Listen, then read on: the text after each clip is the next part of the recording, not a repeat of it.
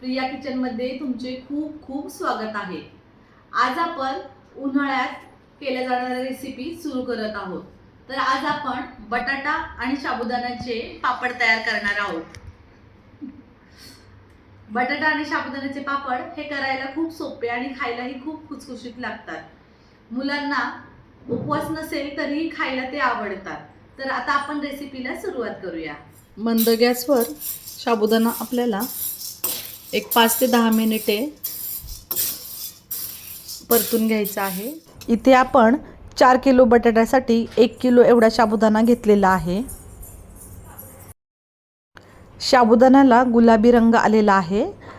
आता आपण गॅस बंद करूयात आणि साबुदाणा गार होण्यासाठी बाजूला ठेवून देऊयात।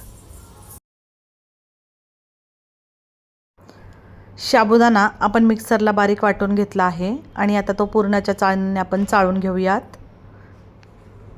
येथे आपण 4-4.5 किलो बटाटा उकडून सोलून घेतलेला आहे। उकडलेला बटाटा आपण या चाळणीने स्मॅश करून घेऊयात। तुम्ही किसणीचाही येथे वापर करू शकता। आपल्याला एकदम स्मॅश करायचा आहे, बटाट्याचा तुकडा आपल्याला त्यात नकोय। हे बघा, अशा प्रकारे मी सर्व बटाटे बारीक करून घेतलेले आहेत। इथे मी मोठे 3 चमचे एवढे लाल तिखट घेत आहे।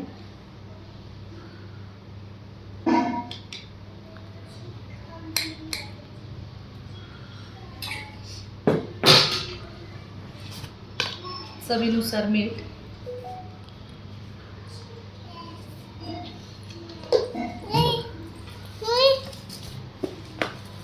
हे चांगले एकजीव करून घेऊ।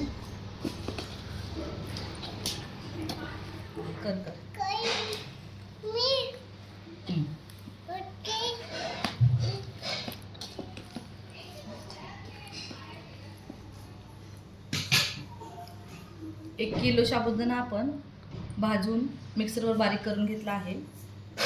तो याच्याप्रमाणे लागेल तसा आपण ॲड करून घेऊ।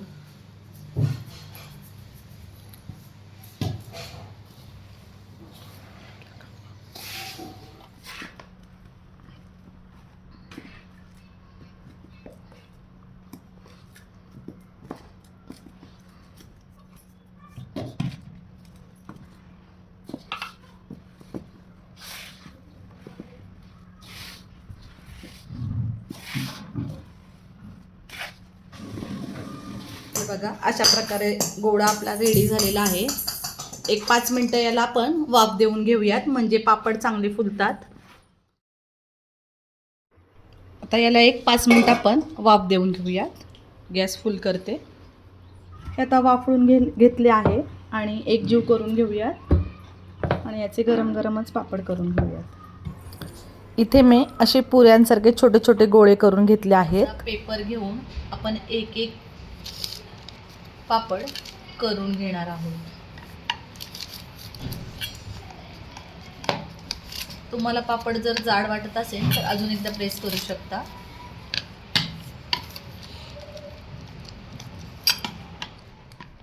असे गोळे करून आपल्याला मशीनने सर्व पापड तयार करून घ्यायचे आहेत। हे बघा,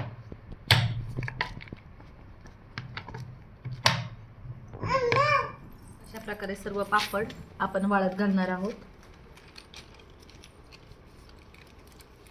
अशा प्रकारे हे पापड वाळत घातले आहे। पापड वाळले की असा अलगद उचलून आपण हा पापड पलटी करून घेऊयात। आपले सर्व पापड झालेले आहेत। हे आता आपण वाळायला ठेवून देऊ फॅन खालीच। वाकडे झालेले पापड आपण उलटे करून घेऊयात। आज आपण याला घरातच वाळवणार आहोत आणि नंतर मग उन्हात एक थोडा 3-4 तास आपण उन्हामध्ये याला ठेवून देणार आहोत। हे बघा, किती सुंदर कलरही आलेला आहे। आता ही वाळण्याची प्रोसेस पूर्ण झाल्यानंतरच मग आपण तळून बघूयात हे पापड कसे झाले आहेत। हे आपले पापड, कलरही किती सुंदर आलेला आहे। तर आपण हे आता तळून बघणार आहोत। आता हे पापड आपण तळून घेणार आहोत। तेल गरम झालेले आहे. एक एक पापड आपण त्यात टाकूयात आणि तळून घेऊयात.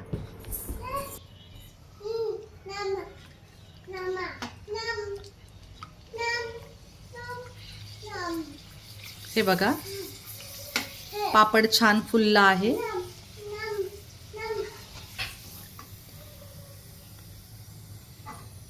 हे बघा,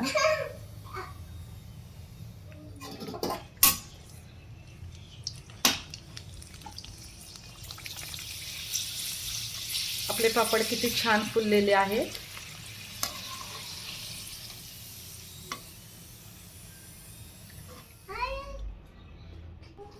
हे बघा, हे आपले बटाट्याचे पापड तळून तयार झालेले आहेत.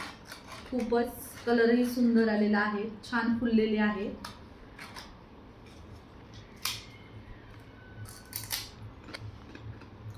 खायला पण एकदम खुसखुशीत झालेले आहेत. तर तुम्ही ही माझी रेसिपी नक्कीच ट्राय करा. मला सांगा, हे बटाटा साबुदाण्याचे पापड कसे झाले. हे बटाट्याचे पापड तुम्ही असे उपवासाला नाही तर कधीही खायला तळू शकता. तर तुम्ही मला कमेंटमध्ये नक्कीच सांगा की आपले बटाट्याचे पापड कसे झाले. तोपर्यंत बाय.